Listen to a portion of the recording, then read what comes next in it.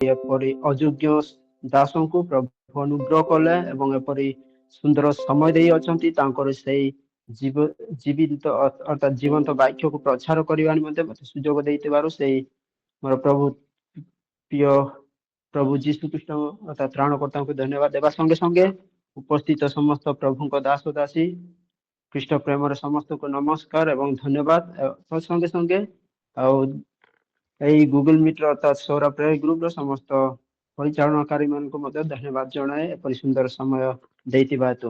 ଏଇ ସନ୍ଧ୍ୟା ସମୟରେ ଆସନ୍ତୁ ଆମମାନଙ୍କର ସମୟକୁ ନଷ୍ଟ ନକରି ଆସନ୍ତୁ ଆମମାନେ ଈଶ୍ୱରଙ୍କ ବାକ୍ୟରୁ ଯାହା ପରମେଶ୍ୱର ଆମମାନଙ୍କୁ କଥା କହିବାକୁ ଯାଉଅଛନ୍ତି ସେଇ ବାକ୍ୟକୁ ପାଠ କରିବା ତାର ମାଥ୍ୟୁ ପୁସ୍ତକ ତାର 16 ଅଧ୍ୟାୟ 13 ରୁ 16 ପଦ ପର୍ଯ୍ୟନ୍ତ। ମାଥ୍ୟୁ ପୁସ୍ତକ ତାର 13 ଅଧ୍ୟାୟ 13 ରୁ 16 ଅଧ୍ୟୟନ କରିବା। ପରେ ଯୀଶୁ କାଇସରିଆ ଫିଲିପି ଅଞ୍ଚଳକୁ ଆସି ଆପଣ ଶିଷ୍ୟମାନଙ୍କୁ ପଚାରିବାକୁ ଲାଗିଲେ, ମନୁଷ୍ୟପୁତ୍ର କିଏ ବୋଲି ଲୋକେ କଣ କହନ୍ତି? ଏଥିରେ ସେମାନେ କହିଲେ, କେହି କେହି କହନ୍ତି ବାପ୍ତିଜିକ ଜୋହନ, କେହି କେହି ଏଲିୟ, ଆଉ କେହି କେହି ଯିରିମିୟ ଅବା ବାବବାଦୀମାନଙ୍କ ମଧ୍ୟରୁ ଜଣେ। ସେ ସେମାନଙ୍କୁ ପଚାରିଲେ, କିନ୍ତୁ ମୁଁ କିଏ ବୋଲି ତୁମ୍ଭେମାନେ କଣ କହୁଅଛ? ସିମୋନ ପିତର ଉତ୍ତର ଦେଲେ, ଆପଣ ଖ୍ରୀଷ୍ଟ, ଜୀବନ୍ତ ଈଶ୍ୱରଙ୍କ ପୁତ୍ର। ଏଇ ପଠିତ ବାକ୍ୟରେ ଈଶ୍ୱର ଆଶୀର୍ବାଦ କରନ୍ତୁ। ଧନ୍ୟବାଦ। ଧନ୍ୟବାଦ ସିଷ୍ଟର। ଆସନ୍ତୁ ସଂକ୍ଷିପ୍ତ ପ୍ରାର୍ଥନା କରିବା। ବାକ୍ୟ ରୂପୀ ପରମେଶ୍ୱର ପ୍ରଭୁ ତୁମକୁ ଧନ୍ୟବାଦ ଦଉଛୁ ପୁନର୍ବାର ଏପରି ସୁନ୍ଦର ଅବକାଶ ଦେଲ ତୁମରି ବାକ୍ୟ ଧ୍ୟାନ କରିବା ନିମନ୍ତେ। ପ୍ରଭୁ ତୁମେ ଆମମାନଙ୍କୁ ସାହାଯ୍ୟ କର ଯୋଉ ପଠିତ ବାକ୍ୟ ଆମେ ଧ୍ୟାନ କରିବାକୁ ଯାଉଛୁ ତୁମରି ପବିତ୍ର ଆତ୍ମାଙ୍କ ଶକ୍ତି ଛାଡ ନ ଦେଇ ଆମକୁ ବ୍ୟବହାର କର। ହଁ ପ୍ରଭୁ ବିଶେଷ କରି ପ୍ରଭୁ ମୋ ଜୀବନ ତୁମ ହସ୍ତରେ ରଖୁଛି। ତୁମେ ସାହାଯ୍ୟ କର ତୁମରି ପବିତ୍ର ଆତ୍ମାକୁ ଶକ୍ତି ଛାଡ ନ ଦେଇ ମତେ ବ୍ୟବହାର କର ଯେପରି ପ୍ରଭୁ ତୁମରି ବାକ୍ୟକୁ ପ୍ରଭୁ ପରିଚାଳନା କରିପାରିବେ ତୁମେ ସାହାଯ୍ୟ କର। Help me and hide me behind your cross, Lord Master. Use me as your instrument so that we may be inspired and we may be, Lord, give us the heart of illuminations, Lord Master, so that we may understand your words and apply in our life and live for your glory. Thank you, Jesus, for this very hours. Bless us together. In Jesus' name we pray. Amen. ଆସନ୍ତୁ ଏହି ସମୟରେ ଆମ୍ଭେମାନେ ଏଠାରେ ଆମେ ପାଠ କରିଛୁ ଯେ ଯୀଶୁ ଖ୍ରୀଷ୍ଟ ତାଙ୍କର ଶିଷ୍ୟମାନଙ୍କୁ କହୁଛନ୍ତି ଯେ ମୁଁ କିଏ। ବର୍ତ୍ତମାନ ଏଇ ସନ୍ଧ୍ୟା ସମୟରେ ଏଇ ପଦଟାରୁ ମୁଁ ଏପରି ଗୋଟେ ଟପିକ ରଖିଛି ଯେ ଯୀଶୁ ଖ୍ରୀଷ୍ଟ କିଏ। ଯୀଶୁ ଖ୍ରୀଷ୍ଟ କିଏ? ଏଠାରେ ଆମ୍ଭେମାନେ ଦେଖିପାରିବା ଯେ ଯେତେବେଳେ ଯୀଶୁ ଖ୍ରୀଷ୍ଟ ଏବଂ ତାଙ୍କର ଶିଷ୍ୟମାନେ ସେମାନେ କାଇସରିଆର ଫିଲିପ ଅଞ୍ଚଳରେ ଥିଲେ ସେଇ ସମୟରେ ଏଇ ପ୍ରଶ୍ନ ପିତରଙ୍କୁ ଅର୍ଥାତ୍ ଏବଂ ତାଙ୍କର ଶିଷ୍ୟମାନଙ୍କୁ ଏବଂ ପିତରଙ୍କୁ ସେ ପ୍ରଶ୍ନ କରୁଅଛନ୍ତି ଯେ ଏଠାରେ ଏଇ କାଇସରିଆ ଅଞ୍ଚଳ ଯେତେବେଳେ ଆମେ ଚିନ୍ତା କରିବା ଏପରି ଗୋଟେ ସୁନ୍ଦର ଅଞ୍ଚଳ ଥିଲା ଯେଉଁ ସ୍ଥାନରେ କି ପାଗନ ଧର୍ମ ଦ୍ଵାରା ପରିପୂର୍ଣ୍ଣ ହେଇଥିଲା ଅର୍ଥାତ୍ ଏପରି ବିଜାତି ଧର୍ମରେ ପରିପୂର୍ଣ୍ଣ ହେଇଥିଲା। ଏଇ ସହର ପ୍ରାଚୀନ ସମୟରେ ଏଇ ନଗରକୁ ବାଲି ନାମ କୁହାଯାଉଥିଲା କାରଣ ଏହା ଏକ ବାଲ ପୂଜା କେନ୍ଦ୍ର ଥିଲା। ଆଉ ଯେତେବେଳେ ଆମେ ଦେଖିବା ପରେ ସେଇ ନାମକୁ ପରବର୍ତ୍ତୀ ସମୟରେ ସେଇ ନାମକୁ ପାନିଆସ କରାଯାଉଥିଲା କାରଣ ଗ୍ରୀକ ଲୋକମାନେ ସେମାନେ ବିଶ୍ୱାସ କରୁଥିଲେ ଯେ ସେମାନଙ୍କର ଦେବତା ପାନ ବୋଲି ଜଣେ ଦେବତା ଥିଲା ସେଇ ନଗରର ଉପରେ ଥିବା ଗୁମ୍ଫାରେ ଜନ୍ମ ଗ୍ରହଣ କରୁଥିଲେ ସେଇ ଦେବତା ଯିଏକି ପାନ ବୋଲି ଥିଲା ଏବଂ ସେଇ ପାନ ଏକ ଅର୍ଦ୍ଧ ବକ୍ର ଅର୍ଥାତ୍ ଅର୍ଦ୍ଧ ଛେଳି ଆଉ ଅର୍ଦ୍ଧ ମନୁଷ୍ୟ ଦେବତା ଥିଲା ଯେ କି ଦେଶ ମାନଙ୍କର ସେ ରକ୍ଷକ ବୋଲି କୁହାଯାଉଥିଲା ସେଇ ଅଞ୍ଚଳରେ ଏବଂ ସେମାନେ ଉପାସନା କରୁଥିଲେ। ଏଇ ପ୍ରାଚୀନ ନଗରର ଆଧୁନିକ ନାମ ଥିଲା ବାନିଆସ ଯାହାକି ବାନିଆସର ଅର୍ଥ ଏକ ରୁକ୍ଷ ଏବଂ ଏହି ଅଞ୍ଚଳରେ ମଧ୍ୟ ଆମେ ମାନେ ଦେଖିପାରିବା ଏଇ କାଇସରୀର ଫିଲିପରେ ଏକ ମନ୍ଦିର ଥିଲା। ସିଜରିଆ ଫିଲିପର ଏକ ଗୋଟେ ମାର୍ବୁଲ ବୋଲି ଗୋଟେ ମନ୍ଦିର ଥିଲା ଏବଂ ସେଇ ମନ୍ଦିର ସେଇ ମନ୍ଦିରକୁ ଏରୋଦ ପିଲିପ ଙ୍କ ଦ୍ଵାରା ସେଇ ମନ୍ଦିରକୁ କଣ କରାଯାଏ ନିର୍ମାଣ କରାଯାଉଥିଲା ଯାହାକି ସେଇ ଦ୍ରମ୍ୟ ସମ୍ରାଟର ସମ୍ମାନ ନିମନ୍ତେ ସେମାନେ ସେଇ ମନ୍ଦିରକୁ ନିର୍ମାଣ କରୁଥିଲେ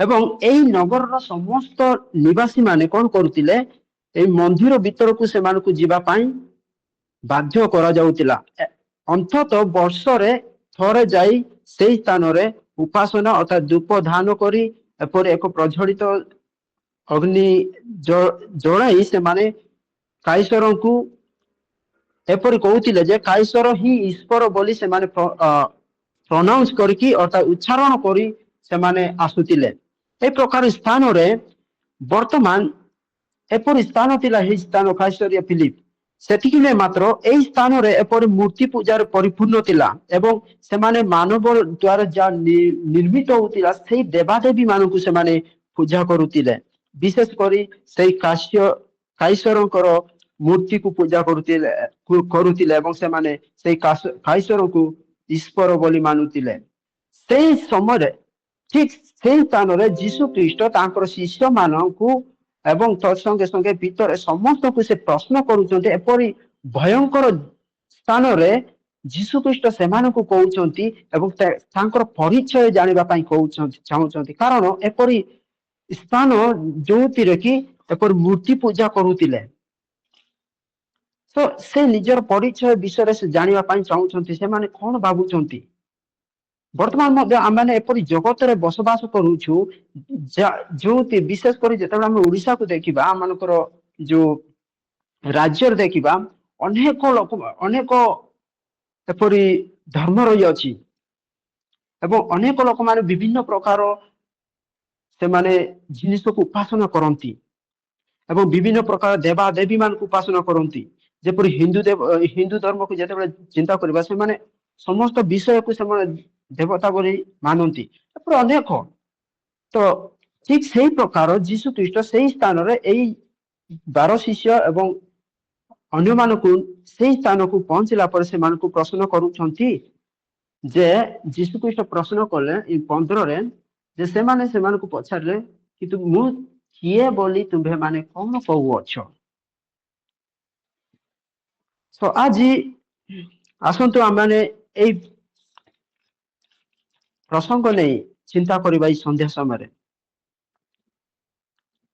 এই ପ୍ରଶ୍ନ ଯେ ଯୀଶୁ ଖ୍ରୀଷ୍ଟ ତାଙ୍କ ଶିଷ୍ୟମାନଙ୍କୁ କହିଅଛନ୍ତି ସେଇ ପ୍ରଶ୍ନରୁ ଆମ୍ଭମାନେ କିଛି ଶିଖିଯିବା ଯେ ଯୀଶୁ ଖ୍ରୀଷ୍ଟ କିଏ ଅର୍ଥାତ୍ ଆମମାନଙ୍କ ପାଇଁ ଯୀଶୁ ଖ୍ରୀଷ୍ଟ କିଏ ଅଟନ୍ତି ତ ଏଠାରେ ଆମେ ଦେଖିପାରିବା ଯେ ଅନେକ ଲୋକମାନେ ସେମାନେ କହିଲେ ଭିନ୍ନ ଭିନ୍ନ ମତ ଦେଇ ଅଛନ୍ତି ଯୀଶୁ ଖ୍ରୀଷ୍ଟଙ୍କ ବିଷୟରେ ଯେତେବେଳେ ଯୀଶୁ ଖ୍ରୀଷ୍ଟ କହିଅଛନ୍ତି ଯେ ମନୁଷ୍ୟ ପୁତ୍ର କିଏ ବୋଲି ତୁମେ ମାନେ କଣ କହୁଅଛ ଅର୍ଥାତ୍ ଲୋକମାନେ କଣ କହନ୍ତି ଯେତେବେଳେ କହିଲେ ସେମାନେ ଅନେକ ବିଭିନ୍ନ ପ୍ରକାର ଉତ୍ତର ଅର୍ଥାତ୍ ସେମାନଙ୍କର ମତ ଅନୁସାରେ ସେମାନେ ଦଉଥିଲେ କିନ୍ତୁ ପ୍ରଥମ ବିଷୟ ଆସନ୍ତୁ ଆମେ ଚିନ୍ତା କରିବା ଯେ ଆସନ୍ତୁ ପ୍ରଥମରେ ଆମେ let us ask to the humanity ଆମେ ପ୍ରଥମେ ମାନବ ଜାତିକୁ ପଚାରିବା ସେମାନେ এই ମାନବ ଜାତି କଣ କୁହନ୍ତି ସେଇ ଯୀଶୁ ଖ୍ରୀଷ୍ଟଙ୍କ ବିଷୟରେ ସେମାନଙ୍କର ମତ କଣ ମାନବ ଜାତି କଣ କହନ୍ତି ଯୀଶୁ ଖ୍ରୀଷ୍ଟଙ୍କ ବିଷୟରେ ଯେ ଯୀଶୁ କିଏ ଅଟନ୍ତି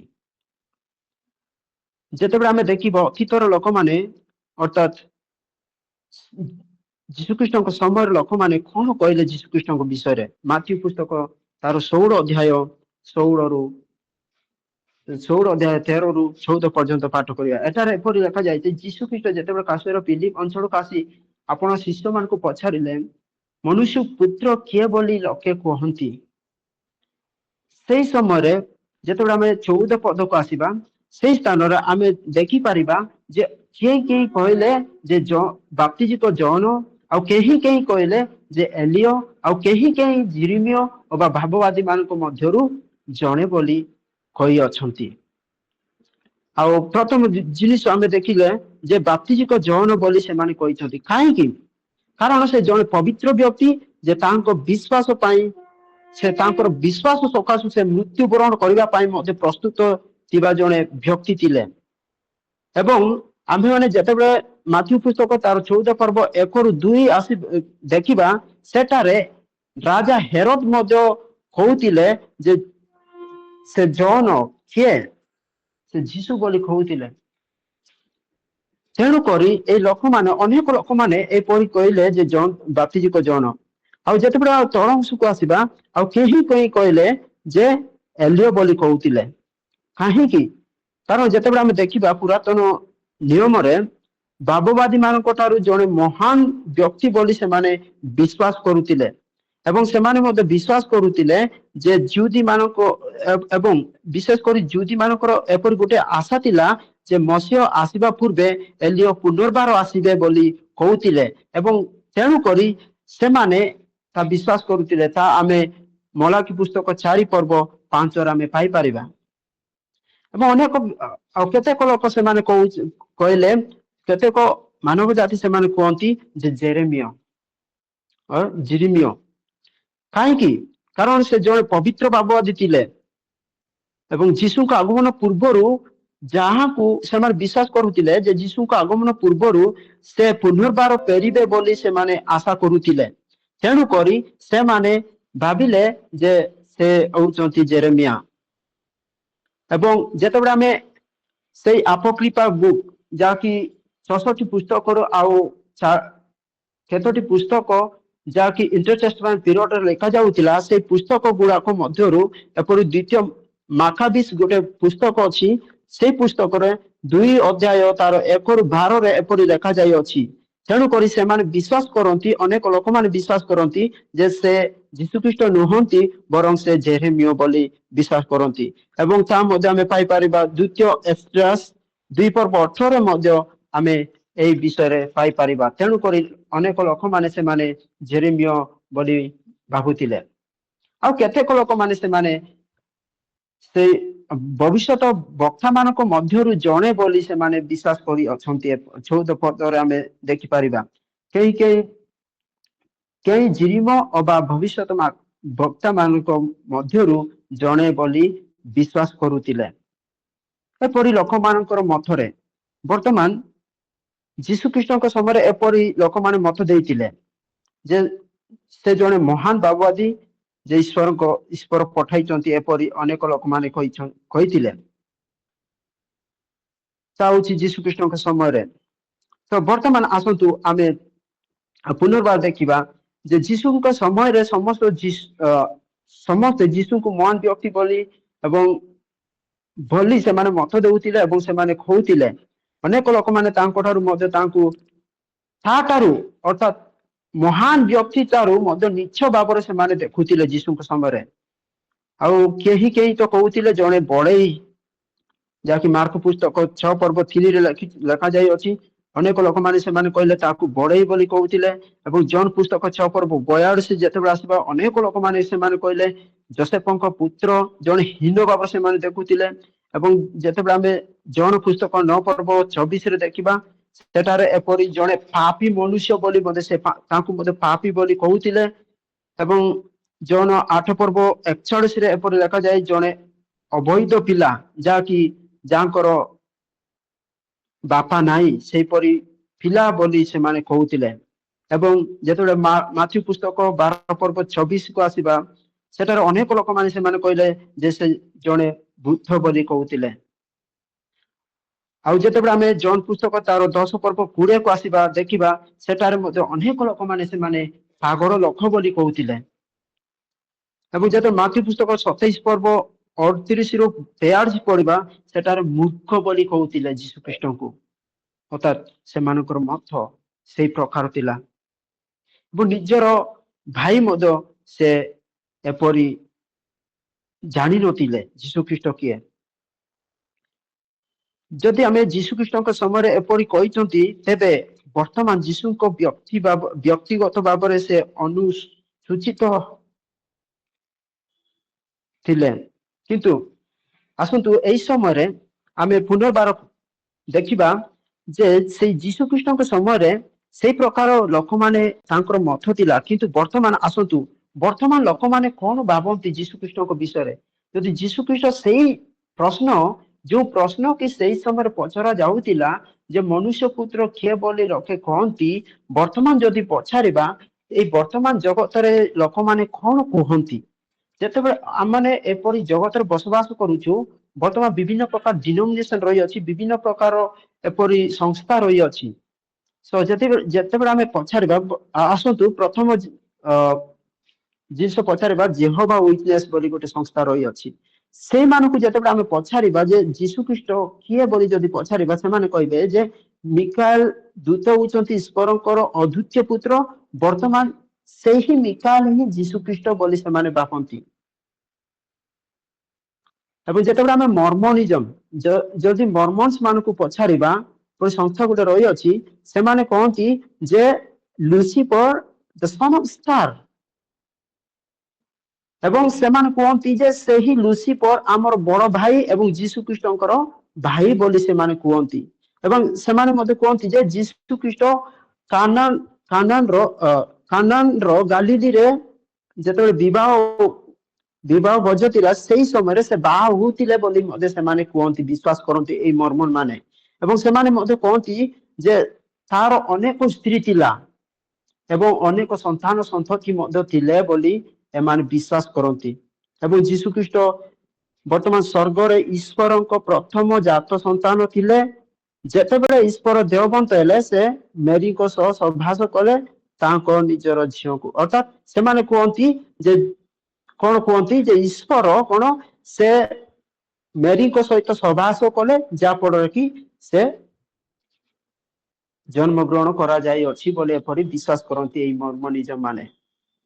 ଯେତେବେଳେ ଆମେ ଇସଲାମ ମାନଙ୍କୁ ପଚାରିବା, ଅନ୍ୟ ଲୋକମାନଙ୍କୁ ଅର୍ଥାତ ଇସଲାମ ମାନଙ୍କୁ ବର୍ତ୍ତମାନ ସମୟରେ, ସେମାନେ କୁହନ୍ତି ଯେ ଯୀଶୁ ମାତ୍ର ଏକ ମାନବ ଯାହାକୁ ଆଲ୍ଲାହ ଅନୁଗ୍ରହ କରି, ଯେ କି ଆଲ୍ଲାହଙ୍କ ଅନୁଗ୍ରହ ଦ୍ଵାରା ଇସ୍ରାଏଲ ଲୋକମାନଙ୍କ ପାଇଁ ଏକ ଉଦାହରଣ କରି ଦେଇଅଛନ୍ତି, ସେଇ ପ୍ରକାର ସେମାନେ ବିଶ୍ୱାସ କରନ୍ତି। ସେମାନେ କୁହନ୍ତି ଯେ ଅବିଶ୍ୱାସୀ ମାନେ ଯେଉଁମାନେ କି କହନ୍ତି ଈଶ୍ୱର ହିଁ ମସିହ ମେରୀଙ୍କର ପୁତ୍ର ବୋଲି ସେମାନେ କୁହନ୍ତି। ଏବଂ ସେମାନେ ମଧ୍ୟ ସେଇ ଇସଲାମ ମାନେ ସେମାନେ ବିଶ୍ୱାସ କରନ୍ତି ଯେ ଯୀଶୁ ଜଣେ ଭାବବାଦୀ, କିନ୍ତୁ ତାଙ୍କୁ କ୍ରୁଶରେ ଅତ ହୋଇନାହାନ୍ତି, ଅର୍ଥାତ କ୍ରୁଶରେ ମୃତ୍ୟୁବରଣ କରିନାହାନ୍ତି ବୋଲି ସେମାନେ ବିଶ୍ୱାସ କରନ୍ତି। ଏବଂ ସେମାନେ ମଧ୍ୟ କୁହନ୍ତି ସେ ପୁନର୍ବାର ଫେରିବେ, କିନ୍ତୁ ସେ ଈଶ୍ୱର ନୁହନ୍ତି ବୋଲି ଏମାନେ ବିଶ୍ୱାସ କରନ୍ତି ଏଇ ଇସଲାମ ଲୋକମାନେ। ଆଉ ଯେତେବେଳେ ହିନ୍ଦୁଇଜିମ ଯେତେବେଳେ ହିନ୍ଦୁ ଲୋକମାନଙ୍କୁ ପଚାରିବା, ବର୍ତ୍ତମାନ ସେମାନେ କୁହନ୍ତି ଯେ ଯୀଶୁ ଖ୍ରୀଷ୍ଟ ମଧ୍ୟ ଦେବତା, ଯେପରି ଅନ୍ୟମାନଙ୍କ ମଧ୍ୟରେ ସେ ମଧ୍ୟ ଜଣେ ଦେବତା ବୋଲି ସେମାନେ ବିଶ୍ୱାସ କରନ୍ତି। ଆଉ ଯେତେବେଳେ ଆମେ ଆସନ୍ତୁ ମାନେ ଏଇ ସମୟରେ ଜିଉସ୍ ତାଲମୁଡ ମାନଙ୍କୁ ପଚାରିବା, ସେମାନଙ୍କୁ ଯେତେବେଳେ ଆମେ ପଚାରିବା, ସେମାନେ କୁହନ୍ତି ଯେ ଯୀଶୁ ରାଜା ଓ ଶାସକ ବଂଶର ଜଣେ ବ୍ୟକ୍ତି ଥିଲେ, ସେ କାଠ କାମ କରୁଥିବା ଲୋକ ଥିଲେ ବୋଲି ସେମାନେ ବିଶ୍ୱାସ କରୁଛନ୍ତି। ଏବଂ ସେମାନେ କୁହନ୍ତି ଯେ ସେ କାଠ କାମ କରୁଥିବା ଲୋକ ସହିତ ଭୋଗ କରୁଥିଲେ ବୋଲି ସେମାନେ ବିଶ୍ୱାସ କରନ୍ତି। ଏବଂ ସେମାନେ ମଧ୍ୟ ବିଶ୍ୱାସ କରନ୍ତି ଯେ ମେରୀ କେଶ କାଟିବା ପାଇଁ ଅନେକ ଲୋକଙ୍କ ସହିତ ଯୌନ ସମ୍ପର୍କ କରିଥିଲେ ଏବଂ ଯୀଶୁ ଜନ୍ମ ଗ୍ରହଣ କରୁଥିଲେ ବୋଲି ସେମାନେ ବିଶ୍ୱାସ କରନ୍ତି। ସେମାନଙ୍କର ସେଇ ପୁସ୍ତକରେ ଏପରି ଲେଖାଯାଇଅଛି। ଏବଂ ସେମାନେ ବିଶ୍ୱାସ କରନ୍ତି ଯେ ଯୀଶୁ ମନ୍ତ୍ର ତନ୍ତ୍ର ଅଭ୍ୟାସ କରିଥିଲେ, ତେଣୁ ତାଙ୍କୁ ମୃତ୍ୟୁ ଦଣ୍ଡ ଦିଆଗଲା। ବର୍ତ୍ତମାନ ଯୀଶୁ ନରକରେ ଗରମ ବିଷରେ ଫୁଟି ଯାଉଅଛନ୍ତି ଏବଂ ସେ ଭଲ ହଉଛନ୍ତି ବୋଲି ସେମାନେ ବିଶ୍ୱାସ କରୁଅଛନ୍ତି। ଏବଂ ଜିହୁଦୀ ମାନଙ୍କ ବହିରେ ଯୀଶୁକୁ ଏକ ଆଖିରେ ଅନ୍ଧ ଓ ଏକ ପାଦରେ ଉଚ୍ଚା ଭାବରେ ସେମାନେ ଦେଖନ୍ତି। ଯେତେବେଳେ ଆମେ ଦେଖିଛୁ ଏପରି ଅନେକ ଲୋକ ବର୍ତ୍ତମାନ ସମୟରେ ଏପରି ଯୀଶୁ ଖ୍ରୀଷ୍ଟଙ୍କ ବିଷୟରେ ଅନେକ ବିଷୟ କୁହନ୍ତି। ବର୍ତ୍ତମାନ ଆସନ୍ତୁ ଆମମାନଙ୍କ ଚାରିପଟରେ, ଅର୍ଥାତ ଆମ ଚାରି ପାଖରେ ସହବାସ କରୁଥିବା ଲୋକମାନଙ୍କୁ ପଚାରିବା। ଅନେକ ଲୋକମାନେ ସେମାନେ ଉତ୍ତମ ଲୋକ ଏବଂ ମହାନ ବ୍ୟକ୍ତି ବୋଲି ସେମାନେ କୁହନ୍ତି। ଆମେ ବର୍ତ୍ତମାନ ଆମମାନଙ୍କ ଚାରିପଟରେ ଲୋକମାନଙ୍କୁ ପଚାରିବା, ସେମାନେ ଏପରି ବିଭିନ୍ନ ମତ ଦେଇଥାନ୍ତି ଏବଂ ସେମାନେ ଏପରି ବିଭିନ୍ନ ପ୍ରକାର ପରିଚୟ ଦେଇଥାନ୍ତି ସେଇ ଯୀଶୁ ଖ୍ରୀଷ୍ଟଙ୍କ ବିଷୟରେ। ତ ବର୍ତ୍ତମାନ ଆସନ୍ତୁ ଏଇ ସମୟରେ ଆମେ ଦେଖିଛୁ ଯେ ହ୍ୟୁମାନିଟି ମାନଙ୍କୁ ପଚାରିଛୁ ଯେ ସେମାନଙ୍କର ମତ ଭିନ୍ନ ଭିନ୍ନ, ଯାହାକି ବାଇବଲରୁ ନୁହେଁ। ଏବଂ ଆସନ୍ତୁ ବର୍ତ୍ତମାନ ଏଇ ସମୟରେ ଅର୍ଥାତ ହେଭେନଲି ବିଙ୍ଗ ମାନଙ୍କୁ ପଚାରିବା, ସ୍ୱର୍ଗୀୟ ବାହିନୀ ମାନଙ୍କୁ ପଚାରିବା, ସେମାନେ କଣ କୁହନ୍ତି ସେଇ ଯୀଶୁ ଖ୍ରୀଷ୍ଟଙ୍କ ବିଷୟରେ। ଆସନ୍ତୁ ସେଇ ଜୀବିତ ପରମେଶ୍ୱର ଅର୍ଥାତ ସାର୍ବଭୌମ ଈଶ୍ୱରଙ୍କୁ ପଚାରିବା। ମାଥ୍ୟୁ ପୁସ୍ତକ ତାର 3:17 ପରମେଶ୍ୱର ସ୍ୱର୍ଗରୁ ଏପରି କହିଛନ୍ତି ସେ ଯୀଶୁ ଖ୍ରୀଷ୍ଟଙ୍କ ବିଷୟରେ, ଅର୍ଥାତ ଯୀଶୁ ଖ୍ରୀଷ୍ଟଙ୍କୁ ପରିଚୟ ଦେଇଛନ୍ତି, ସୁନ୍ଦର ଭାବରେ ପରିଚୟ ଦେଇଛନ୍ତି ଯେ ଈଶ୍ୱର କହିଛନ୍ତି ଏହା ଆମମାନଙ୍କର ପ୍ରିୟ ଆମ୍ଭର ପ୍ରିୟ ପୁତ୍ର, ଏହା ଆମ୍ଭର ପ୍ରିୟ ପୁତ୍ର ବୋଲି ଯୀଶୁ ଅର୍ଥାତ୍ ପରମେଶ୍ୱର ଜୀବିତ ଅର୍ଥାତ୍ ସାର୍ବଭୌମ ପରମେଶ୍ୱର ନିଜେ ପରିଚୟ ଦେଇଛନ୍ତି ସେଇ ଯୀଶୁ ଖ୍ରୀଷ୍ଟଙ୍କ ବିଷୟ ଯୀଶୁ ଖ୍ରୀଷ୍ଟଙ୍କୁ ଯେ ଏହା ଆମ୍ଭର ପ୍ରିୟ ପୁତ୍ର ଅର୍ଥାତ୍ ତାଙ୍କର ପ୍ରିୟ ପୁତ୍ର ଯୀଶୁ ଖ୍ରୀଷ୍ଟ ହଉଛନ୍ତି ଈଶ୍ୱରଙ୍କର ପ୍ରିୟ ପୁତ୍ର। ତ ଯେତେବେଳେ ଜହନ ପୁସ୍ତକ 3:16 ଆସିବା ସେଠାରେ ଲେଖାଯାଇଅଛି ଯେ ଈଶ୍ୱରଙ୍କର ଅଦ୍ୱିତୀୟ ପୁତ୍ର ବୋଲି କୁହାଯାଇଅଛି। ତା ହଉଛି ସଭରେନ୍।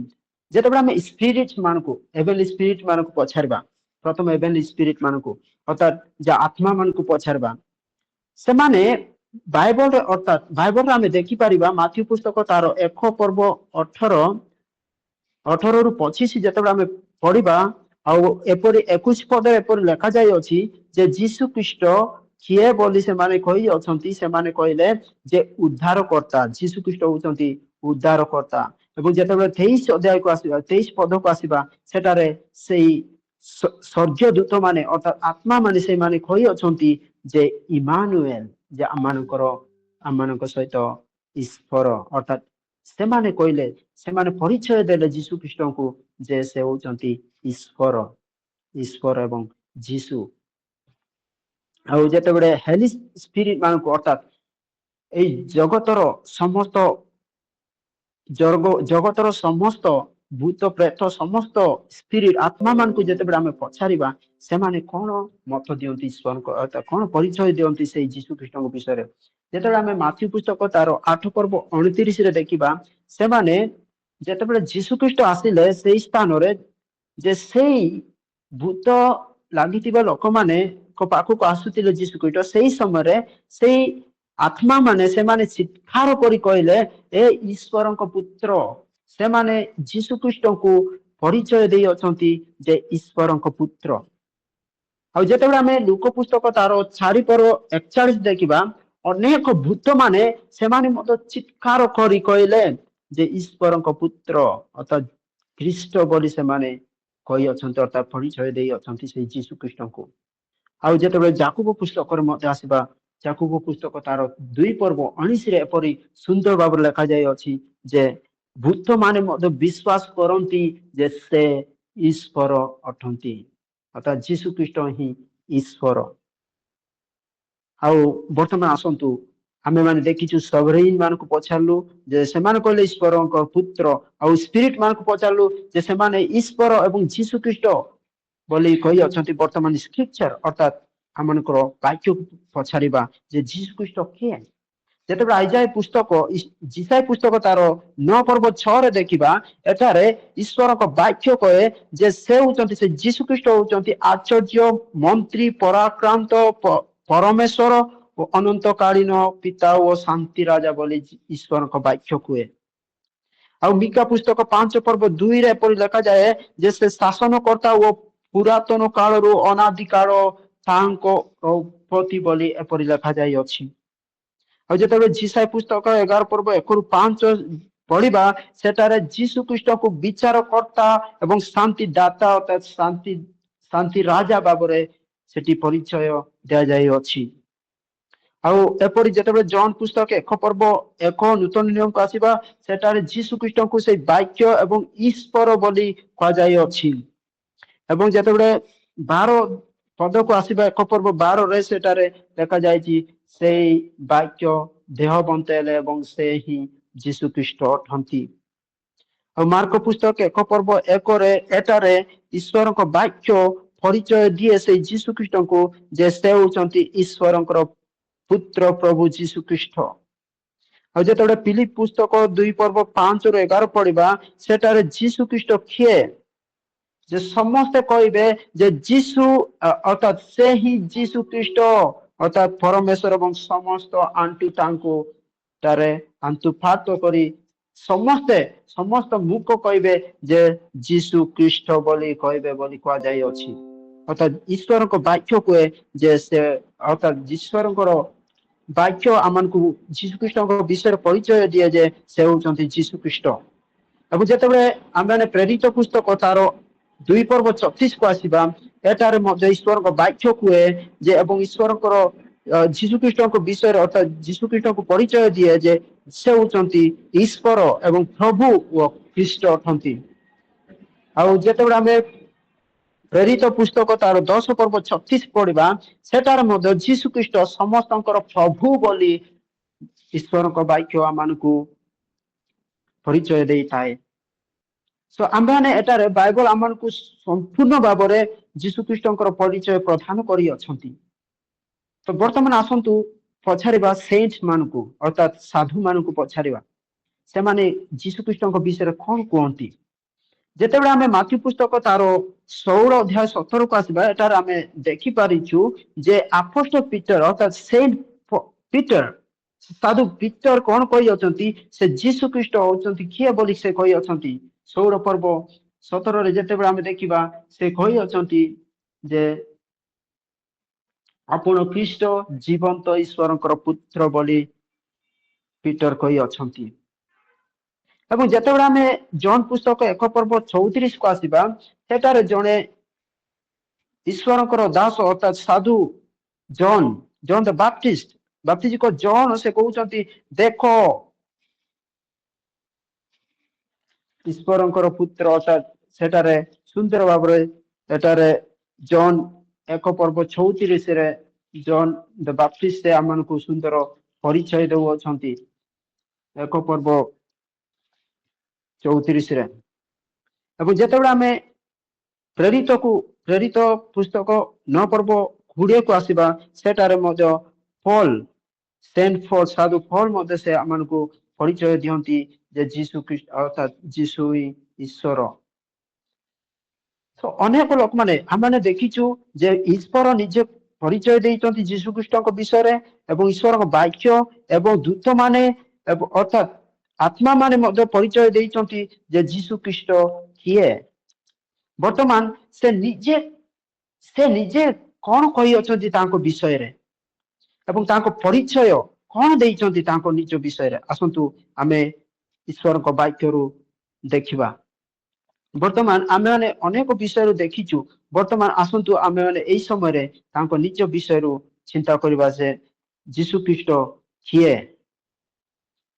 ଯେତେବେଳେ ଆମେ ଯୀଶୁଖ୍ରୀଷ୍ଟଙ୍କୁ ପଚାରିବା ସେ କଣ କହିଅଛନ୍ତି, ଯେତେବେଳେ ଜନ ପୁସ୍ତକ ତାର 14 ପର୍ବ 9ରେ ଦେଖିବା, ସେଠାରେ କହିଅଛନ୍ତି ଯେ ପିତାଙ୍କୁ ଦେଖିଅଛି ଅର୍ଥାତ୍ ଯେ ମତେ ଦେଖିଅଛି ସେଇ ପିତାଙ୍କୁ ଦେଖିଅଛି।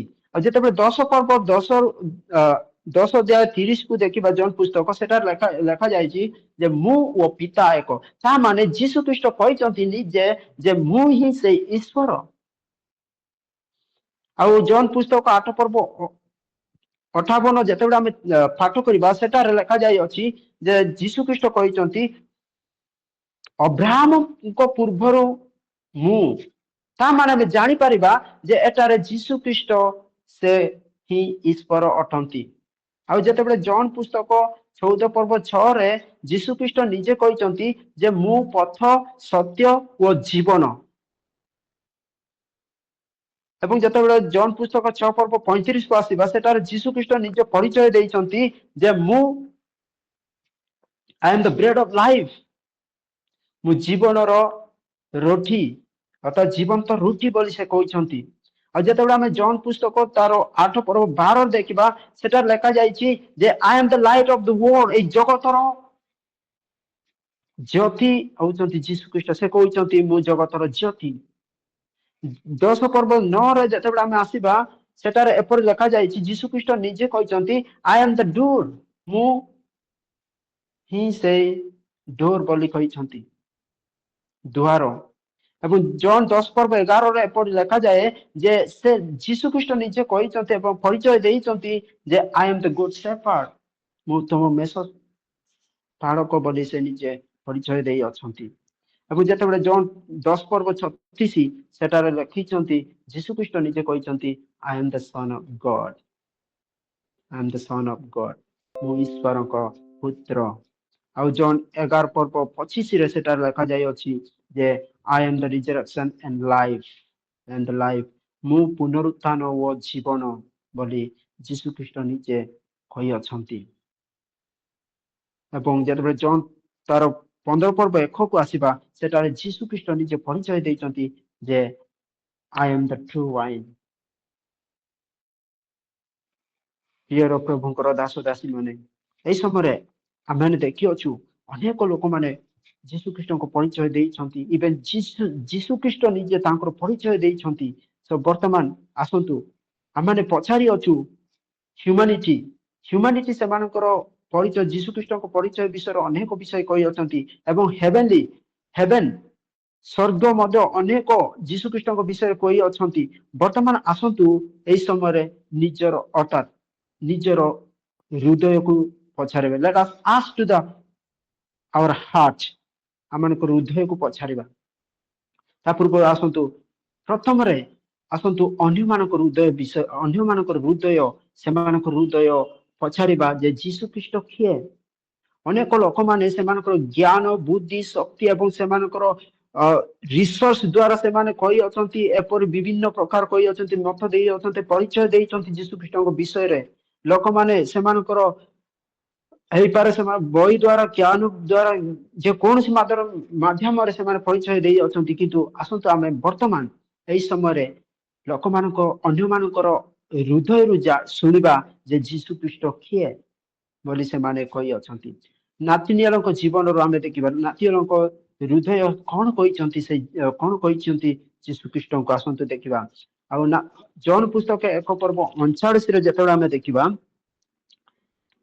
ଜନ ପୁସ୍ତକ ତାର 1 ପର୍ବ 39 ଯେତେବେଳେ ଆମେ ଦେଖିବା, ଏଠାରେ ନାତିନିଏଲ କଣ କରିଛନ୍ତି ଯେ ଯେତେବେଳେ ଯୀଶୁ ଖ୍ରୀଷ୍ଟଙ୍କୁ ଦେଖିଲେ ସେ କହିଛନ୍ତି ଏ ରାବି ଅର୍ଥାତ୍ ଏ ଗୁରୁ, ଆପଣ ଈଶ୍ୱରଙ୍କର ପୁତ୍ର ବୋଲି ସେ କହିଛନ୍ତି। ସେ ଯେତେବେଳେ ସେ ଶୁଣୁଥିଲେ ଯୀଶୁ ଖ୍ରୀଷ୍ଟଙ୍କ ବିଷୟରେ, କିନ୍ତୁ ସେ ପ୍ରକୃତରେ ଜାଣିନଥିଲେ ଈଶ୍ୱର କିଏ। କିନ୍ତୁ ଯେତେବେଳେ ସେ ଜାଣିଲେ, ସେ କହୁଅଛନ୍ତି ଏ ରାବି, ଆପଣ ଈଶ୍ୱରଙ୍କର ପୁତ୍ର ବୋଲି କହିଛନ୍ତି। ତାଙ୍କର ହୃଦୟ ସେ କହୁଛନ୍ତି। ଏବଂ ଯେତେବେଳେ ଆମେ ସିମୋନ ପିତରଙ୍କ ବିଷୟ ଚିନ୍ତା କରିବା, ମାଥ୍ୟୁ ପୁସ୍ତକ ତାର 16 ପର୍ବ 16 ଏଇ ପର୍ଯ୍ୟନ୍ତ ସେଇ ପିତର ଅର୍ଥାତ୍ ସେଇ ଆପୋଷ୍ଟଲ ପିଟର ଯୀଶୁ ଖ୍ରୀଷ୍ଟଙ୍କ ସହିତ ଥିଲେ ଏବଂ ସେ ମହାନ ଆଶ୍ଚର୍ଯ୍ୟ କର୍ମ କରୁଥିବା ସମସ୍ତ ସେ ନିଜର ସୁଚକ୍ଷୁରେ ସେ ଦେଖୁଥିଲେ ଏବଂ ତାଙ୍କ ସଙ୍ଗରେ ରହୁଥିଲେ। କିନ୍ତୁ ଏଇ ପର୍ଯ୍ୟନ୍ତ ଯୀଶୁ ଖ୍ରୀଷ୍ଟଙ୍କୁ ପ୍ରକୃତରେ ଜାଣିନଥିଲେ। କିନ୍ତୁ ତାଙ୍କ ବିଷୟ ଜାଣୁଥିଲେ ଏବଂ ତାଙ୍କର ଆଶ୍ଚର୍ଯ୍ୟ କର୍ମ ସବୁ ଦେଖୁଥିଲେ, ଶୁଣୁଥିଲେ ମଧ୍ୟ ତାଙ୍କର ଶିକ୍ଷା। କିନ୍ତୁ ପ୍ରକୃତରେ ତାଙ୍କର ହୃଦୟ ସେ ଜାଣିନଥିଲା। ଏ ବର୍ତ୍ତମାନ କହୁଛନ୍ତି ତାର ମାଥ୍ୟୁ ପୁସ୍ତକ 16 ପର୍ବ 16 ଯେତେବେଳେ ସେ ଜାଣିଲେ ପ୍ରକୃତ ବ୍ୟକ୍ତିଗତ ଭାବରେ, ସେ କହୁଛନ୍ତି ଆପଣ ଖ୍ରୀଷ୍ଟ ଜୀବନ୍ତ ଈଶ୍ୱରଙ୍କ ପୁତ୍ର ବୋଲି କହୁଅଛନ୍ତି। ଏବଂ ସମରଣୀୟ ସ୍ତ୍ରୀଙ୍କ ବିଷୟରେ ଯେତେବେଳେ ଆମେ ଚିନ୍ତା କରିବା, ଜନ ପୁସ୍ତକ 4 ପର୍ବ 29 ସେଠାରେ ମଧ୍ୟ ସେଇ ସମରଣୀୟ ସ୍ତ୍ରୀ ସେ କହିଛନ୍ତି ଯେ ଯୀଶୁ ଖ୍ରୀଷ୍ଟଙ୍କୁ ପରିଚୟ ଦେଇଛନ୍ତି ଯେ ଯୀଶୁ ଖ୍ରୀଷ୍ଟ ବୋଲି ପରିଚୟ ଦେଇ ଅଛନ୍ତି।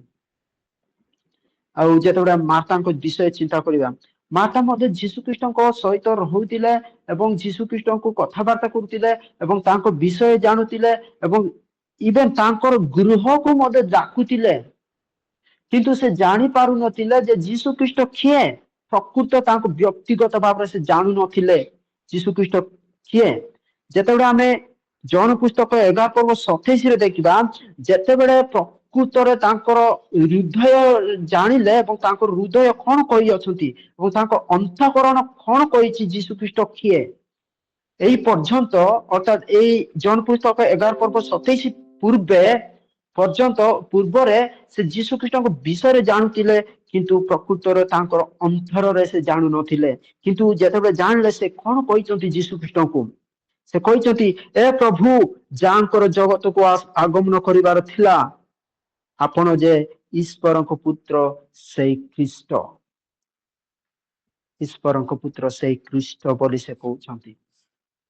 ଆଉ ଯେତେବେଳେ ଆମେ ପଚାରିବା ଜଣେ ଲୋକ ଯେ କି ଛର ଯାହାଙ୍କୁ କ୍ରୁଶ ଉପରେ ଠଙ୍ଗା ଯାଉଥିଲା, ସେ କଣ କହିଛନ୍ତି, କଣ ପରିଚୟ ଦେଇଛନ୍ତି ସେଇ ଯୀଶୁ ଖ୍ରୀଷ୍ଟଙ୍କୁ। ଆସନ୍ତୁ ଦେଖିବା।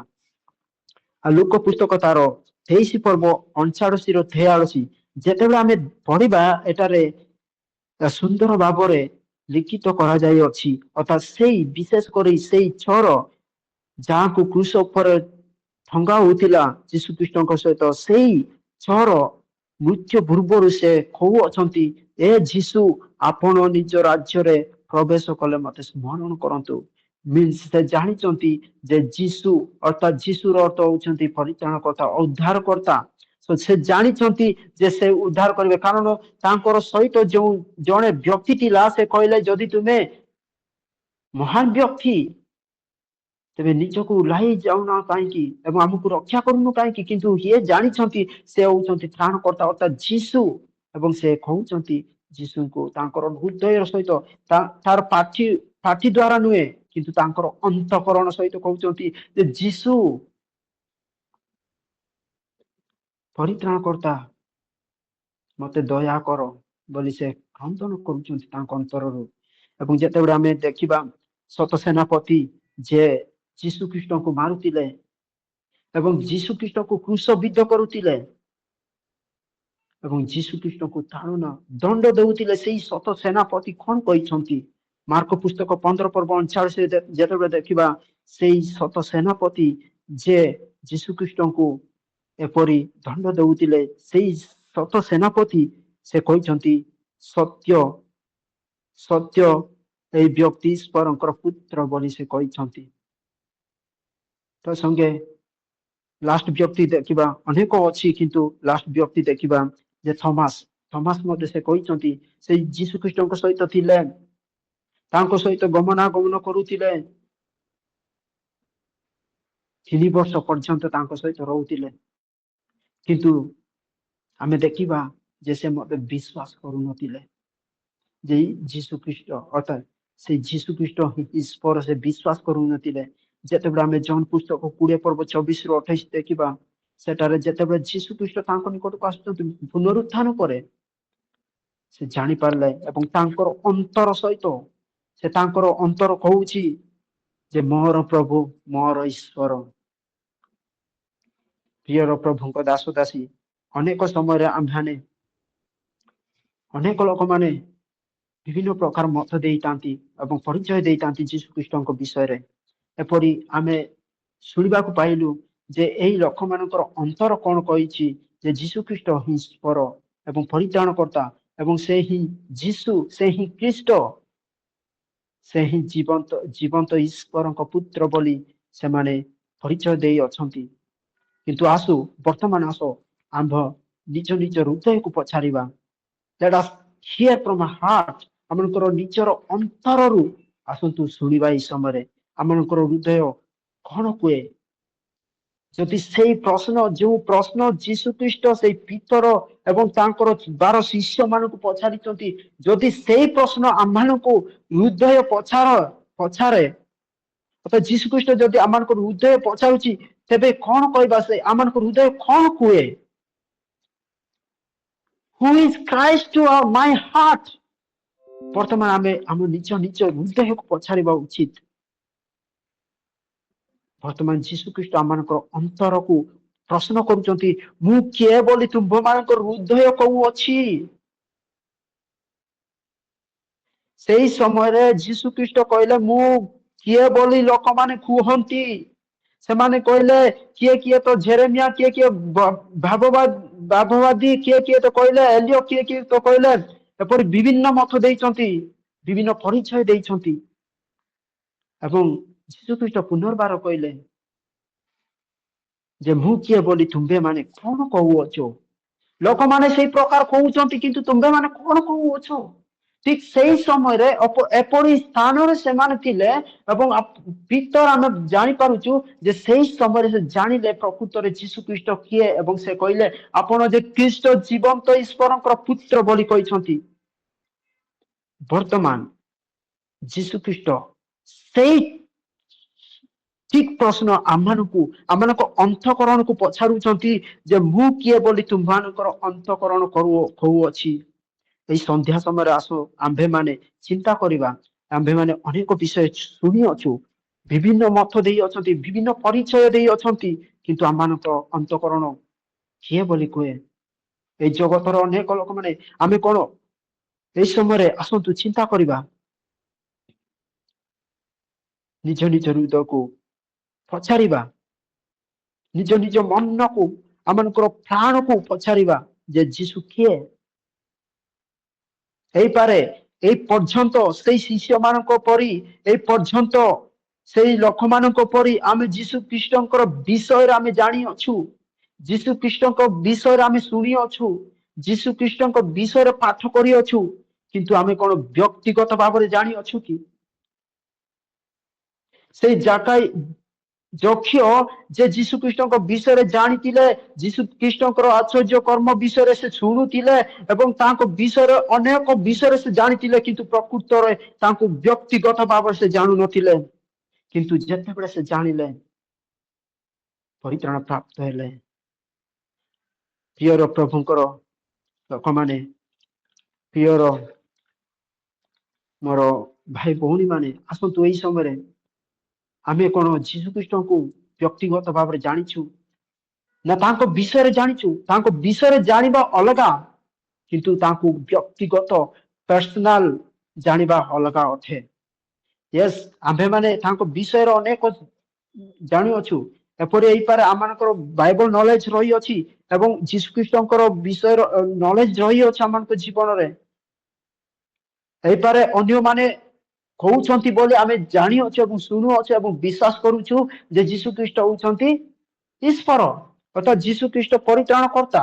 ଆମେ ଶୁଣୁଛୁ କାରଣ ଅନ୍ୟମାନେ କହୁଛନ୍ତି ବୋଲି ଆମେ ଶୁଣୁଛୁ ଏବଂ ଅନ୍ୟମାନେ କହୁଛନ୍ତି ବୋଲି ଆମେ ବିଶ୍ୱାସ କରୁଛୁ, କିନ୍ତୁ ଆମମାନଙ୍କର ଅନ୍ତରରେ କଣ ଜାଣିଛୁ କି ସେଇ ତ୍ରାଣକର୍ତ୍ତା? ଆମମାନଙ୍କ ଅନ୍ତର କଣ କହେ?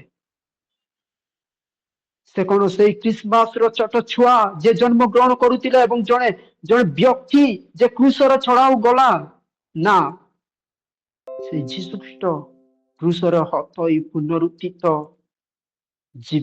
ଜୀବନ୍ତ ପ୍ରଭୁ ପରମେଶ୍ୱର। ସେ କଣ ଆମମାନଙ୍କ ନିମନ୍ତେ ଜଣେ ଈଶ୍ୱରଙ୍କ ନିକଟର ପଥ ଅଟନ୍ତି ଯେପରି ଅନ୍ୟମାନଙ୍କ ପରି? ନା, ସେ ହିଁ ପଥ, ସେ ହିଁ ସତ୍ୟ ଓ ସେ ହିଁ ଜୀବନ। The way, the truth and the life. ନା ସେ କଣ ଜଣେ ଉତ୍ତମ ବ୍ୟକ୍ତି? ଅନେକ ଲୋକମାନେ ସେମାନେ କହିଛନ୍ତି ସେ ଜଣେ ଉତ୍ତମ ବ୍ୟକ୍ତି, ସେ ଜଣେ ମହାନ ଶିକ୍ଷକ ଏବଂ ସେ ଜଣେ ଭାବବାଦୀ ବୋଲି କହିଛନ୍ତି, ପରିଚୟ ଦେଇଛନ୍ତି। ସେ କଣ ଆମମାନଙ୍କର ଆମେ ମଧ୍ୟ କଣ ସେ ବିଶ୍ୱାସ କରୁଛୁ? ନା ସେ ହିଁ ଏକମାତ୍ର ଈଶ୍ୱର ଏବଂ ଈଶ୍ୱରଙ୍କ ପୁତ୍ର ଏବଂ ପରିତ୍ରାଣ କର୍ତ୍ତା, ଅର୍ଥାତ ଆମମାନଙ୍କର ପରିତ୍ରାଣ କର୍ତ୍ତା, ଆମମାନଙ୍କର ଅନ୍ତର, ଆମମାନଙ୍କର ଆତ୍ମାର ପରିତ୍ରାଣ କର୍ତ୍ତା କି? ଆସନ୍ତୁ ଏଇ ସମୟରେ ଆମମାନଙ୍କ ଅନ୍ତର ପଚାରିବା। ସେ କଣ ଜଣେ ମିଛୁଆ? ଅନେକ ଲୋକମାନେ କହିଛନ୍ତି ସେ ମିଛୁଆ, ଅନେକ ଲୋକମାନେ ସେ କହିଛନ୍ତି ସେ ପାଗଳ ବ୍ୟକ୍ତି, ଅନେକ ଲୋକମାନେ କହିଛନ୍ତି ଏପରି ବିଭିନ୍ନ ପ୍ରକାର ଭୂତ ଏବଂ ପ୍ରେତ ସେମାନେ କହି ଅଛନ୍ତି। ସେ କଣ ଆମମାନଙ୍କ ଅନ୍ତର ନିମନ୍ତେ ମିଛୁଆ ଲୋକ, ଜଣେ ମିଛୁଆ ନା ପାଗଳ? ନା ଆମମାନଙ୍କ ଅନ୍ତର ନିମନ୍ତେ ସେ ଈଶ୍ୱର? ଆସନ୍ତୁ ପଚାରିବା, who is Jesus to us? Let us ask, what is the testimony of my heart today? Who is Jesus to my heart? Are we trusting Jesus Christ that He is alone for the salvation of my soul, my heart? Who is Jesus to my heart? ମୁଁ କଣ ପ୍ରକୃତ ଯୀଶୁ ଖ୍ରୀଷ୍ଟଙ୍କୁ ଜାଣିଛି କି? ଯଦି ଆମେ ଏପର୍ଯ୍ୟନ୍ତ ପ୍ରକୃତରେ ଜାଣିନାହୁଁ, ଯଦି ଯୀଶୁ ଖ୍ରୀଷ୍ଟଙ୍କ ବିଷୟରେ ଜାଣିଛୁ, ତେବେ ଆସନ୍ତୁ ଏଇ ସମୟରେ ନିଜ ନିଜ ଅନ୍ତଃକରଣକୁ ପଚାରିବା ଯେ ଯୀଶୁ ଖ୍ରୀଷ୍ଟ ପ୍ରକୃତ କିଏ? ଯୀଶୁ ଖ୍ରୀଷ୍ଟ ପ୍ରକୃତ କିଏ? ଆମମାନଙ୍କୁ ସେଇ ପ୍ରଶ୍ନ ପୁନର୍ବାର ଯୀଶୁ ଖ୍ରୀଷ୍ଟ ଆମମାନଙ୍କୁ କହୁଅଛନ୍ତି, ଆମମାନଙ୍କର ଅନ୍ତଃକରଣକୁ କହୁଅଛନ୍ତି ଯେ ମୁଁ କିଏ ବୋଲି ତୁମ୍ଭମାନଙ୍କ ଅନ୍ତଃକରଣ କଣ କହୁଅଛି? ସେ ଆମମାନଙ୍କ ଠାରୁ ଉତ୍ତର ଚାହୁଁଅଛନ୍ତି, ଆମମାନଙ୍କ ଠାରୁ ସେ ସେଇ ପ୍ରଶ୍ନର ଉତ୍ତର ଚାହୁଁଅଛନ୍ତି। ଆସନ୍ତୁ ଏଇ ସମୟରେ ପ୍ରିୟର ମୋର ଭାଇ ଭଉଣୀ ମାନେ, ଏଇପାରେ ଆମମାନେ ଏ ପର୍ଯ୍ୟନ୍ତ ବ୍ୟକ୍ତିଗତ ଭାବରେ ଜାଣିନାହୁଁ ଯୀଶୁ ଖ୍ରୀଷ୍ଟଙ୍କୁ। ଯଦି ଜାଣିନାହୁଁ, today is the day of salvation, my friends.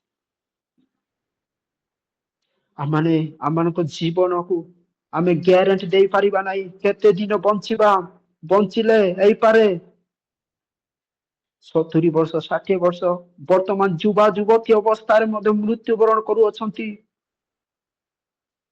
ବର୍ତ୍ତମାନ ଅଛୁ କିଛି ମୁହୂର୍ତ୍ତ ପରେ ଆମେ ଚାଲିଯିବା। ଆମମାନଙ୍କ ଜୀବନ ପାଣି ପଟକା ସଦୃଶ, ଆମମାନଙ୍କ ଜୀବନ ଛାୟା ସଦୃଶ, ଆମମାନଙ୍କ ଜୀବନ ସେଇ ଘାସ ସଦୃଶ, ପଡ଼ିଆରେ ଥିବା ଘାସ ସଦୃଶ। କେତେବେଳେ ଆମେ ଚାଲିଯିବା ଆମେ ଜାଣିନାହୁଁ, କିନ୍ତୁ ଆମମାନଙ୍କୁ ମୃତ୍ୟୁ ପୂର୍ବରୁ ଆମମାନେ ଆମମାନଙ୍କର ଅନ୍ତଃକରଣକୁ ପଚାରିବା, ଯୀଶୁ ଖ୍ରୀଷ୍ଟ କିଏ? Is he your savior? ସେ କଣ ଆମମାନଙ୍କର ପରିତ୍ରାଣ କର୍ତ୍ତା କି? ଆମେ ଚିନ୍ତା କରିବା। ଆସନ୍ତୁ ଏଇ ସମୟରେ ଚକ୍ଷୁ ମୋଦନ କରିବା ଏବଂ ପ୍ରଭୁଙ୍କ ଠାରେ ପ୍ରାର୍ଥନା କରିବା ଯେ ଯୀଶୁ ଖ୍ରୀଷ୍ଟ କିଏ ମୋ ଅନ୍ତର ନିମନ୍ତେ। ଆସନ୍ତୁ ନିଜ ନିଜ ଅନ୍ତଃକରଣକୁ ପଚାରିବା। What is the testimony of Jesus Christ to my heart? Who is Jesus Christ to me? Is he Christ? Or is he liar? Or is he Ludaki? ସେ କିଏ ଅଟନ୍ତି? ପ୍ରିୟର ପ୍ରଭୁଙ୍କ ଦାସ ଦାସୀ ମାନେ, ଏଇପାରେ ଆମେ ଅନେକ ବିଷୟ ଶୁଣିଅଛୁ, କିନ୍ତୁ ସ୍ମରଣ କରିବା ଆମେ ମାନଙ୍କ ମୃତ୍ୟୁ ପୂର୍ବରୁ ଆମେ ପ୍ରକୃତ ତ୍ରାଣକର୍ତ୍ତା ଯୀଶୁ ଖ୍ରୀଷ୍ଟକୁ ଜାଣିବା ଏବଂ ସେ କିଏ ବୁଝିବା ହେଉଛି ଗୁରୁତ୍ୱପୂର୍ଣ୍ଣ ବିଷୟ। କାରଣ ମୃତ୍ୟୁ ପରେ ଦୁଇଟି ସ୍ଥାନ ରହିଅଛି, ଅନନ୍ତ ସ୍ୱର୍ଗ ଓ ଅନନ୍ତ ନର୍କ। ଯଦି ଆମେ ମାନେ ଜାଣିଅଛୁ ଯୀଶୁଙ୍କ ବିଷୟରେ କିନ୍ତୁ ବ୍ୟକ୍ତିଗତ ଭାବରେ ଜାଣିନାହୁଁ, ଯଦି ମୃତ୍ୟୁବରଣ କରିବା ଅନନ୍ତ ନର୍କକୁ ଯିବା, ସେଇ ସମୟରେ କ୍ରନ୍ଦନ କରି ଯଦି କହିବା ମୁଁ ତୁମ ବାକ୍ୟ ଶୁଣିଅଛି, ତୁମ ବାକ୍ୟ ପଢିଅଛି, ମୁଁ ପ୍ରାର୍ଥନା କରୁଅଛି ଏବଂ ତୁମକୁ ତୁମ ବିଷୟରେ ଜାଣିଅଛି କହି କ୍ରନ୍ଦନ କଲେ ମଧ୍ୟ ସେଇ ସମୟରେ ଆଉ ସମୟ ନଥିବ। ପ୍ରିୟ ଭାଇ ଭଉଣୀ ମାନେ, ଆମେ କଣ ବ୍ୟକ୍ତିଗତ ଭାବରେ ଯୀଶୁକୁ ଜାଣିଛୁ କି? ଯଦି ନ ଜାଣି ଯଦି ମୃତ୍ୟୁବରଣ କରିବା 100% ଗ୍ୟାରେଣ୍ଟି ରହିଅଛି ସେଇ ଅଗ୍ନିକୁଣ୍ଡରେ ନିକ୍ଷେପ୍ତ ହେବା ପାଇଁ। ତେଣୁ କରି ଆସନ୍ତୁ ଏଇ ସମୟରେ ନିଜ ନିଜକୁ ମନକୁ ପଚାରିବା ଏବଂ ମନ ପରିବର୍ତ୍ତନ କରି ସେଇ ତ୍ରାଣକର୍ତ୍ତା ଯୀଶୁକୁ ଜାଣିବା ଏବଂ ଗ୍ରହଣ କରିବା ଏବଂ ଅନନ୍ତ ଜୀବନ ପ୍ରାପ୍ତ ହେବା, ଅନନ୍ତ କାଳ ପର୍ଯ୍ୟନ୍ତ ଶାନ୍ତି ରହିବା। କାରଣ ଯୀଶୁ ଖ୍ରୀଷ୍ଟ କହିଲେ ମୁଁ ପଥ ସତ୍ୟ ଓ ଜୀବନ, ମତେ ଏଇ ନ ଗଲେ କେହି ପିତାଙ୍କ ନିକଟକୁ ଯାଏ ନାହିଁ। ଏବଂ ଯୀଶୁ ଖ୍ରୀଷ୍ଟ କହିଲେ ଏବଂ ପରମେଶ୍ୱର କହିଲେ ତାଙ୍କଠାରେ ଜୀବନ ରହିଅଛି, ଯୋଉମାନେ ବିଶ୍ୱାସ କରିବେ ସେମାନେ ବିନଷ୍ଟ ନହୋଇ ଅନନ୍ତ ଜୀବନ ପ୍ରାପ୍ତ ହେବେ। ସେହି ପଥ, ସେହି ଜୀବନ, ସେହି ସତ୍ୟ, ତାଙ୍କଠାରେ ବିଶ୍ୱାସ କରିବା ଏବଂ ତାଙ୍କୁ ତ୍ରାଣକର୍ତ୍ତା ରୂପେ ଗ୍ରହଣ କରିବା ଏବଂ ବ୍ୟକ୍ତିଗତ ଭାବରେ ଜାଣିବା। ପ୍ରିୟ ପ୍ରଭୁ, ତୁମ ଧନ୍ୟବାଦ ଦେଉଛୁ ଏପରି ସୁନ୍ଦର ସମୟ ଦେଲ, ଅନୁଗ୍ରହ କଲ ପ୍ରଭୁ। ତୁମେ ବିଶ୍ୱାସ କରୁଅଛୁ ପ୍ରଭୁ, ଧନ୍ୟବାଦ ପ୍ରଭୁ। ତୁମେ ଆମକୁ ଚକ୍ଷୁ ଆନ୍ତରିକ ଚକ୍ଷୁ କଲ ଏବଂ ପ୍ରଭୁ ତୁମକୁ ଜାଣିବା ନିମନ୍ତେ ପ୍ରଭୁ ସାହାଯ୍ୟ କଲ। ବିଶେଷ ପ୍ରାର୍ଥନା କରେ ଯେତେ ଜଣ ଏପର୍ଯ୍ୟନ୍ତ ଜାଣିନାହାନ୍ତି ପ୍ରଭୁ ସେମାନଙ୍କର ଆନ୍ତରିକ ଚକ୍ଷୁ ଖୋଲିଦିଅ, ସେମାନଙ୍କର ସେଇ ଆତୁଡ଼ି ରୂପକ ବାକ୍ୟ ଦ୍ୱାରା ପ୍ରଭୁ ସେମାନଙ୍କର ସେଇ କଠିନତମ ଅନ୍ତଃକରଣକୁ ଛୂର୍ଣ୍ଣ କର ବୋଲି ପ୍ରାର୍ଥନା କରୁଛୁ। ଯେପରି ଆମେ ପ୍ରଭୁ ତୁମକୁ ବ୍ୟକ୍ତିଗତ ଭାବରେ ଜାଣିବୁ ଏବଂ ତୁମକୁ ଗ୍ରହଣ କରିବୁ, ସାହାଯ୍ୟ କର। ଧନ୍ୟବାଦ ଦେଇ ସମସ୍ତ ପ୍ରାର୍ଥନା ତ୍ରାଣକର୍ତ୍ତା ଯୀଶୁଙ୍କର ନାମରେ ମାଗିଛୁ, ଆମେନ୍। Amen.